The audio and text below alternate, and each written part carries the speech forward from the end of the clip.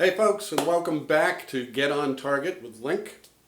If this is your first time here, can't thank you enough for stopping by. This is a place for getting started with firearms. Now, once you get started, there's a lifetime of learning ahead. Now, maybe you just got your first gun. If you did, congratulations, and I know the first thing that you want to do, load some rounds up and go to town. Don't. Until you know how to handle a weapon safely, you have no business loading it. Slow down. Very soon you're going to have a controlled explosion going off about 2 feet from your nose. This is not a toy, and if you respect nothing else in your life, respect that. The rounds that you will be firing will be traveling a little under or a little over the speed of sound, 1,100 feet per second. A projectile moving that fast will leave more than just a welt. They call them lethal weapons for a reason. Get stupid and get dead. Are you hearing me? Okay. Now, this is my Glock 42. It's a .380 semi-automatic, and in a future video we will hear a lot more about it. But for now, what is important is it's not loaded. There is nothing in the chamber and nothing in the magazine. Now with that done, I can put this weapon back together for this video with confidence that the gun is safe. I'm in a safe environment in my studio. There is no one else here, no one standing behind the camera. That'll be very important in a minute.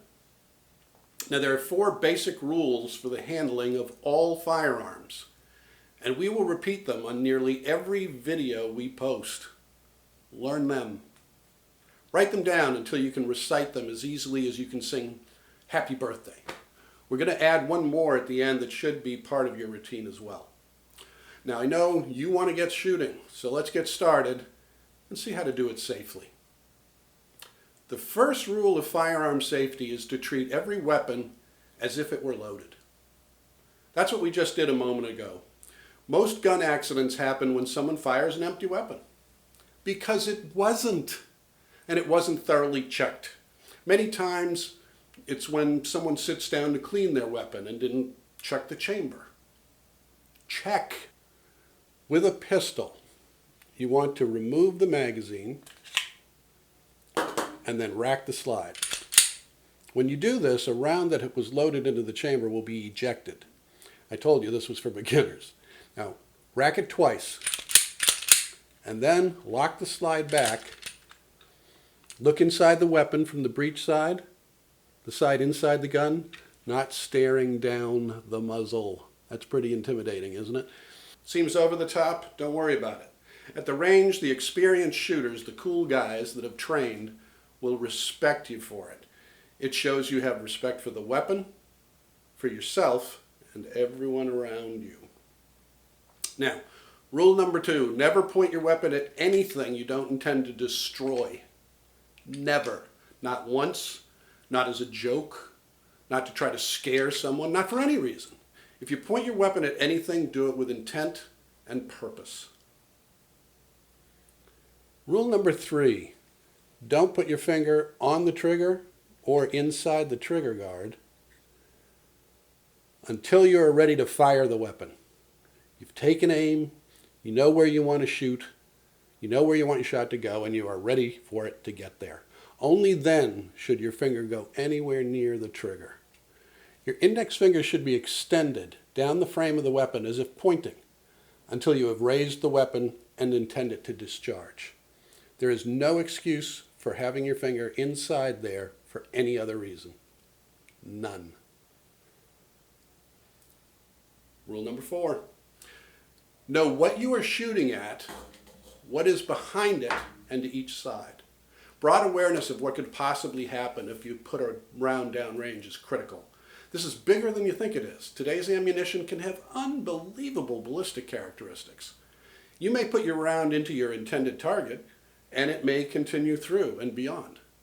When you get into large calibers, those rounds can go through a body, then your wall, the neighbor's wall, and whatever is unseen behind that wall. Now, if you subscribe to this channel, and I hope you do, you will soon know that I am a movie buff. In the movie In Bruges, a hitman played by Colin Farrell has to leave town after killing a small boy. He was sent to murder a parish priest, which was bad enough, but when he took his shot, he never saw the altar boy that was standing behind him. He broke this rule, among others that should govern human beings. Small calibers can be dangerous too, as in a stress situation, more bullets miss their target than hit it.